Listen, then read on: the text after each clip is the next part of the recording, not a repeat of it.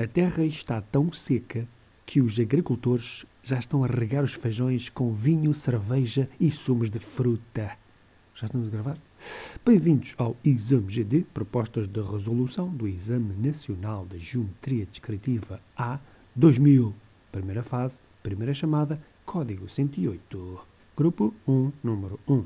Represente a reta de nível N contido no plano oblíquo alfa. O observador está a 6 cm de altura e a 10 cm do quadro. O plano alfa é definido pelos pontos H, N e X. O ponto H pertence ao plano de terra e fica situado no espaço real 6 cm à esquerda do plano vertical principal a 8 cm do quadro. O ponto N pertence ao quadro e fica situado 2 cm à esquerda do plano vertical principal 9 cm acima do plano de terra. O ponto X pertence à linha de terra e fica situado 9 cm à esquerda do plano vertical principal. Agora vamos achar as perspectivas dos três pontos. Achar a perspectiva de N e de X é mais fácil, porque ambos os pontos estão no quadro. Então, N duas linhas coincide com N cônico e N linha coincide com N linha cônico. No caso do X, ambas as projeções ortogonais coincidem com as perspectivas de X. Para achar a perspectiva de H, vou passar por H', uma linha que faz 45 graus abertura para a esquerda com a linha da Terra. A partir deste ponto na linha da Terra, faço uma linha de fuga que vai para PFE. Depois, a partir de H duas linhas, faço outra linha de fuga que vai para O duas linhas. Quando as duas linhas de fuga se cruzam, obtenho H cônico que coincide com H' cônico porque o H está no plano de terra. Estes três pontos são perfeitos para achar a perspectiva dos traços de alfa. Então, unindo H cônico com X cônico, obtenho H de alfa cônico. Depois, unindo N cônico com X cônico, obtenho V de alfa cônico. Sobre a reta de nível, a reta contém um ponto Q do espaço real, situado 4 cm à direita do plano vertical principal e a 8 cm do quadro. Esta informação está incompleta, por isso, para já, só posso marcar Q'. Mas mesmo assim posso achar a perspectiva de Q'.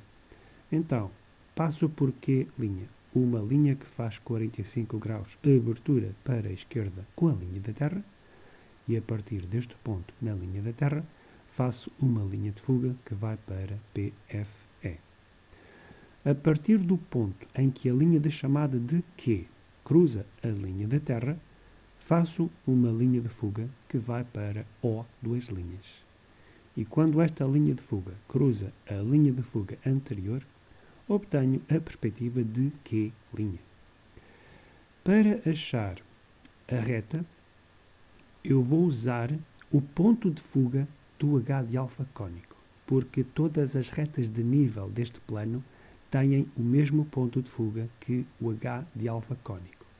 Então, unindo Q' cônico com o ponto de fuga de H de alfa, que está na linha do horizonte, obtive N' cônico. Mas falta N cônico, e para fazer N cônico preciso de Q cônico. Então, vou aproveitar o facto de o ponto H e o ponto Q estarem à mesma distância do quadro. Significa que se eu fizer uma reta com H e Q, essa reta será de frente. Então, liguei Q' cônico com H' cônico e obtive F' cônico. E a perspectiva de F vai passar por H cônico e será paralela ao V de alfa cônico. De seguida, de Q' cônico, subo uma linha de chamada até F cônico. E lá ficou Q cônico.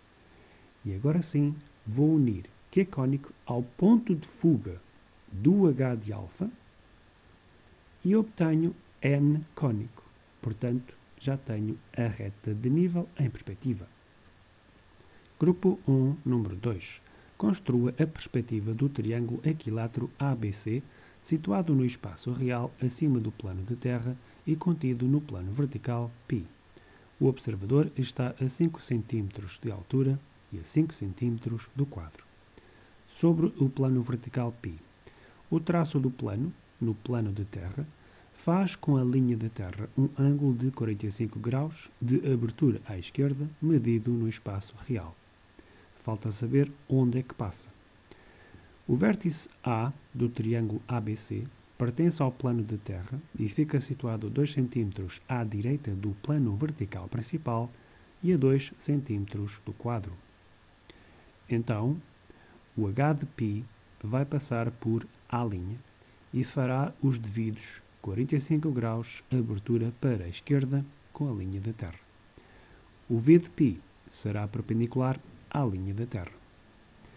Dizem que os lados medem 9 cm e o B pertence ao quadro, que é uma forma de dizer que B pertence ao V de π. Então, eu vou ter que rebater o plano para marcar estes 9 cm. Decido que o H de π é a charneira. Por isso, H de π coincide com H de π rebatido e o V de π rebatido fica perpendicular ao H de π rebatido. O A, que existe na charneira, vai coincidir com o seu próprio rebatimento, ou seja, ele não se mexe.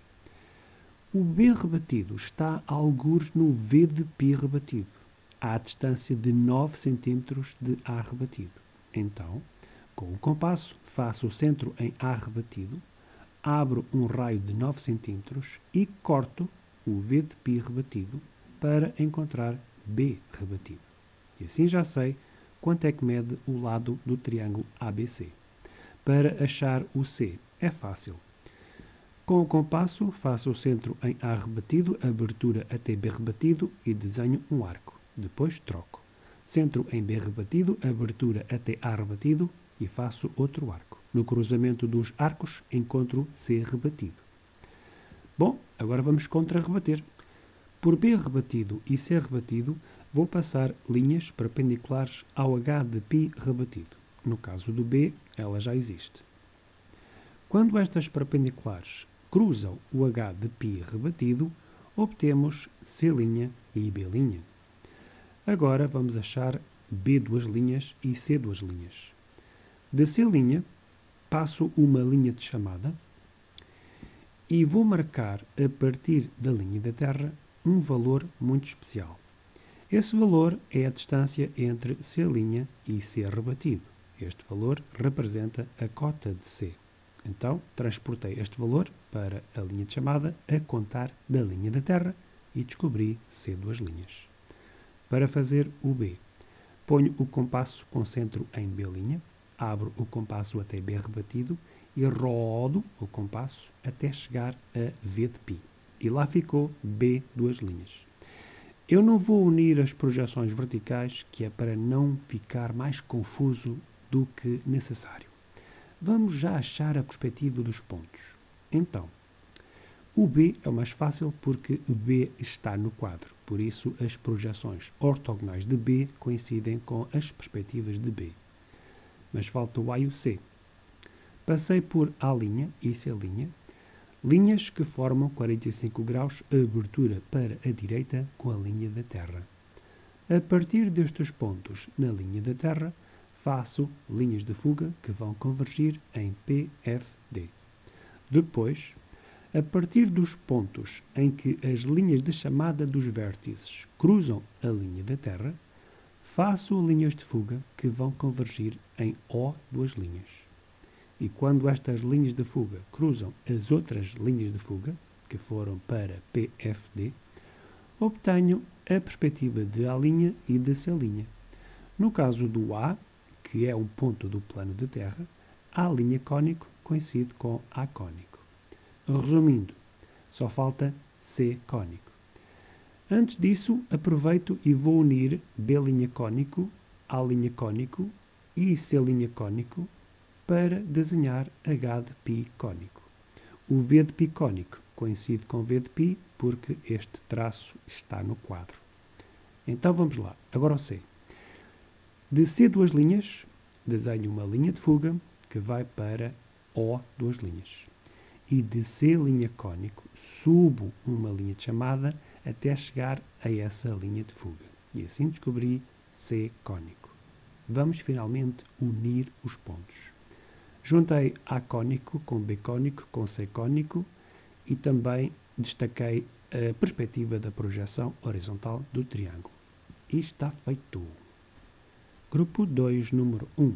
Construa a perspectiva de uma pirâmide quadrangular regular situada no espaço real e com a base ABCD contida num plano de nível nu. Represente as arestas invisíveis do sólido a traço interrompido. O observador está a 3 cm de altura e a 8 cm do quadro. O vértice A da base ABCD pertence ao quadro e ao plano vertical principal e fica situado 7 cm acima do plano de terra. Então, eu posso já fazer o traço vertical do plano nu, o plano que vai conter a base. E se a base é de nível, a projeção horizontal da base estará em verdadeira grandeza. E mais, o vértice da pirâmide é um segmento vertical.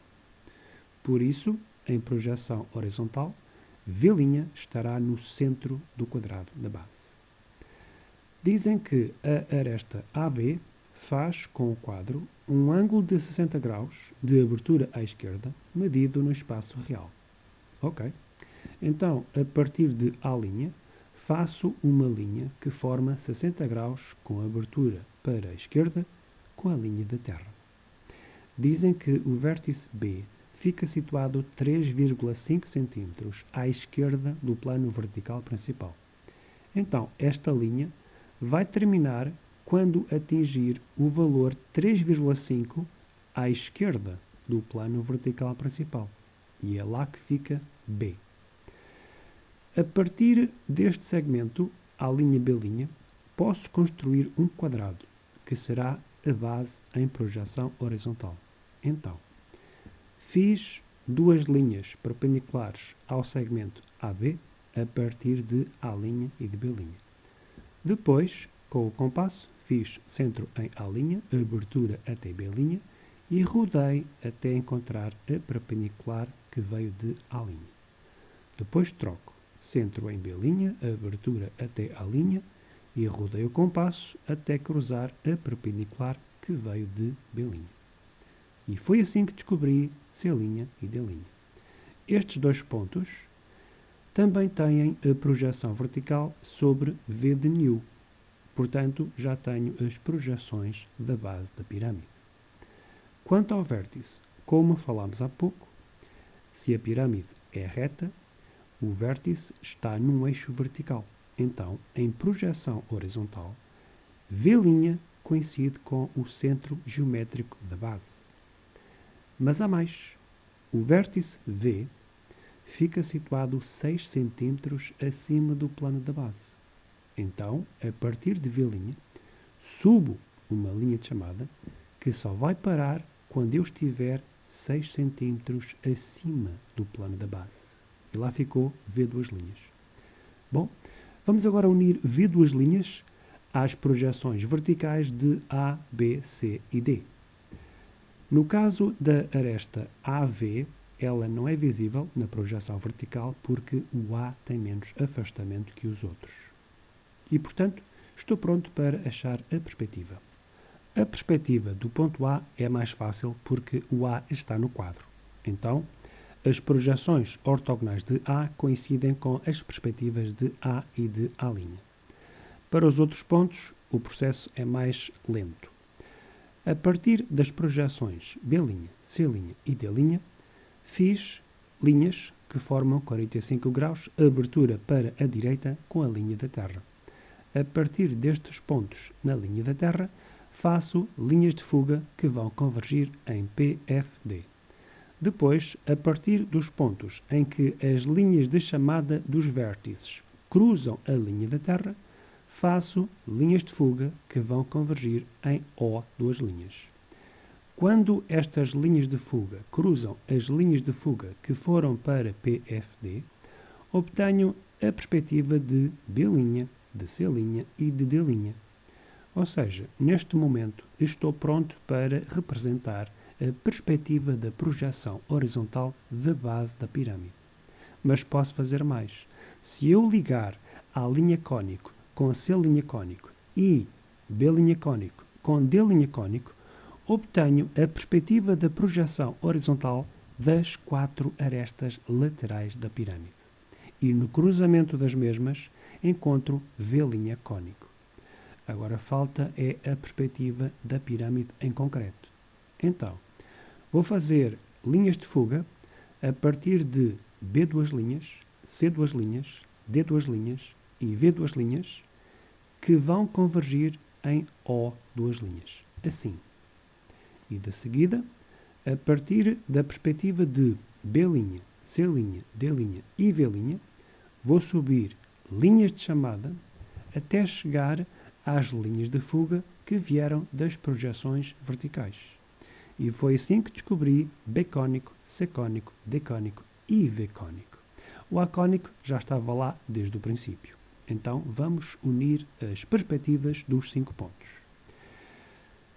No conjunto são todas visíveis, exceto a aresta CV, porque o ponto C está mais atrás. Portanto, está feito a traço interrompido.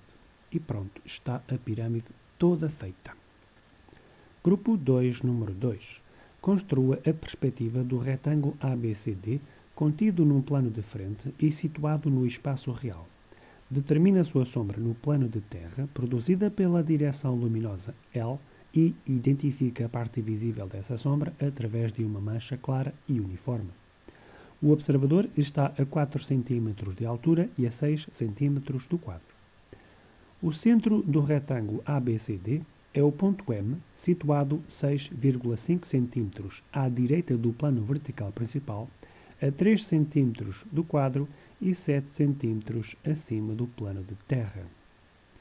Uma das diagonais da figura é vertical. Significa que há 2 pontos que estão alinhados com o ponto M. Para já, eu vou fazer o traço horizontal do plano de frente, ao qual decidi chamar θ, e no qual estarão as projeções horizontais dos 4 pontos. Dizem que o vértice A pertence ao plano de terra. Bom, isto é fácil de fazer. Então, A2 linhas está sobre a linha da terra e A' coincide com M'. O vértice B pertence ao plano vertical principal, mas não me dizem qual é a distância entre A e B. O que eu sei é que, se a figura está num plano de frente, a projeção vertical estará em verdadeira grandeza. Então, eu posso já, no mínimo, achar o ponto oposto ao vértice A. Ou seja, MA é um segmento que tem 7 cm. Então, do lado contrário, MC também mede 7 cm. Portanto, C' coincide com A' e M', e C2 linhas está 7 cm acima de M2 linhas. Agora, vou fazer uma circunferência com centro em M2 linhas e seta de raio que é para apanhar o C e o A. E cá dentro deve ser construído um retângulo. Então, o nosso B, que pertence ao plano vertical principal, tem 2 hipóteses. Ou existe aqui, ou existe aqui. Mas o enunciado diz que o lado AB é um dos maiores do retângulo. Ou seja, o B tem de estar mais distante do A. Então, é só aqui que o B pode existir. Marquei B2 linhas, liguei com C2 linhas e A2 linhas e desci linha de chamada até ao H de θ. Para achar o D, é fácil. Faço uma diagonal que começa em B2 linhas, passa em M2 linhas e termina do lado contrário da circunferência. E lá encontrei D2 linhas. Uni o D ao A e ao C e trouxe linha de chamada até H de θ. Agora vamos achar a perspectiva do retângulo. Pelas projeções horizontais dos 4 pontos do retângulo, passei linhas que formam 45 graus, abertura para a direita com a linha da terra. A partir destes pontos, na linha da terra, faço linhas de fuga que vão convergir em PFD. Depois, a partir dos pontos em que as linhas de chamada dos vértices cruzam a linha da Terra, faço linhas de fuga que vão convergir em O duas linhas. No caso do B, a linha já existia. Quando estas linhas de fuga cruzam as linhas de fuga que foram para PFD, obtenho a perspectiva de A', B', C' e D'. No caso do A, que é um ponto do plano de Terra, A cônico coincide com A' cônico. Se eu juntar as perspectivas das projeções horizontais dos 4 pontos, obtenho a perspectiva de H de θ. Falta o retângulo no espaço. Então, eu vou fazer linhas de fuga a partir de C duas linhas e D duas linhas que vão convergir em O duas linhas. Depois, a partir de C' cônico e D' cônico, vou subir linhas de chamada até chegar às linhas de fuga que eu trouxe da projeção vertical desses pontos. E assim descobri C cônico e D cônico. Mas falta o ponto B. Como é que se faz o ponto B? Bom, se o retângulo está num plano de frente, a perspectiva do retângulo é um retângulo proporcional ao original. Então, eu sei que o lado CD é paralelo ao lado AB. Então fiz assim. Liguei A cônico com D cônico e D cônico com C cônico. Fiz uma reta R com os pontos C e D e fiz uma reta S paralela à reta R a passar em A cônico. E quando a reta S ultrapassa a linha de chamada do B, encontro B cônico. E assim pude construir a perspectiva do retângulo. Agora falta achar a sombra do retângulo. Sobre a direção luminosa L, o ponto de fuga da direção luminosa é o ponto F de L, situado no plano vertical principal, 8 cm abaixo da linha do horizonte. A sombra do ponto A vai coincidir com A cônico, porque o A está no plano de Terra. Depois, para achar a sombra de C, fiz uma linha de fuga que veio de C cônico e foi para F de L cônico, e outra linha de fuga que foi de C' cônico para F de L' cônico. Quando as duas linhas se cruzam, tenho C sombra. Para achar a sombra de D, fiz uma linha de fuga que foi de D cônico para F de L cônico e outra linha de fuga que foi de D' cônico para F de L' cônico. No cruzamento, encontrei D sombra. O problema é o ponto B, que está alinhado com o ponto de fuga dos raios luminosos. Então, como é que se descobre a sombra de B? O truque está na sombra das retas R e S. Vamos ver de perto. Eu vou ligar as sombras que eu já tenho. Liguei A sombra com D sombra e liguei D sombra com C sombra. Como sabemos, C e D constituem a reta R. Então, ao ligar a sombra de D com a sombra de C, obtenho a sombra de R. E esta sombra tem o ponto de fuga ali na linha do horizonte. Então, se as retas R e S são paralelas, as suas sombras têm o mesmo ponto de fuga. E a reta S contém o ponto A. Então, por A sombra, vou passar a sombra de S, que vai ter o mesmo ponto de fuga que a sombra de R. E quando a sombra de S cruza a linha de chamada de B, encontrei B sombra. E finalmente posso unir a sombra dos 4 pontos. Neste pequeno segmento, a perspectiva do retângulo esconde a sombra projetada do retângulo e por fora do contorno preenchi a sombra com uma mancha cinzenta uniforme. E pronto, já está. Engraçadinho.